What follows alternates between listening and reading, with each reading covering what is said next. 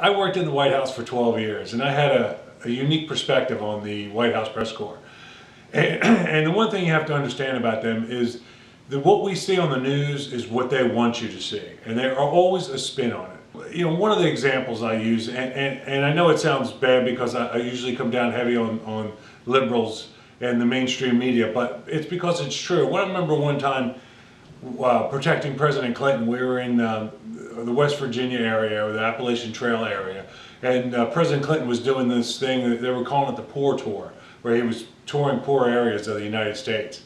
And I remember Sam Donaldson standing there bragging to his co-workers, and I was standing there with a handheld metal detector screening the press as they came in and out of this one area, that when they were out on the road earlier that morning and the president was touring this poor area, that the press purposely didn't video, and they edited it out, these houses. And they were poor houses, don't get me wrong, these were poor people. Their houses set up on blocks, but they all had above ground swimming pools and these enormous satellite dishes for TV.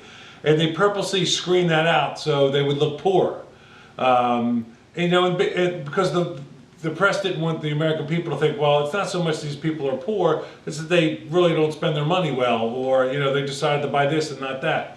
It's just one example. I saw many of the press, you know, manipulating the truth for that president at the time. And of course they do it for Democrats or liberals, but they never treat conservatives fair or Republicans. And you see this, it's very blatant right now with President Trump. So my suggestion for the Trump administration is, the Constitution says a free press. It doesn't say they have to be right up your backside all the time.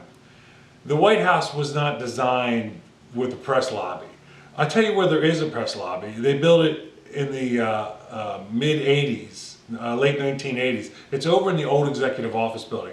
My suggestion to you is to move the entire press corps over to the old executive office building, get the funding to rebuild that area, and send a message to the mainstream media that not so much you. Listen, I get that you're tired of this, but the American people are tired of it. The American people don't even know how much they're manipulated by the mainstream media. I do. I saw it firsthand.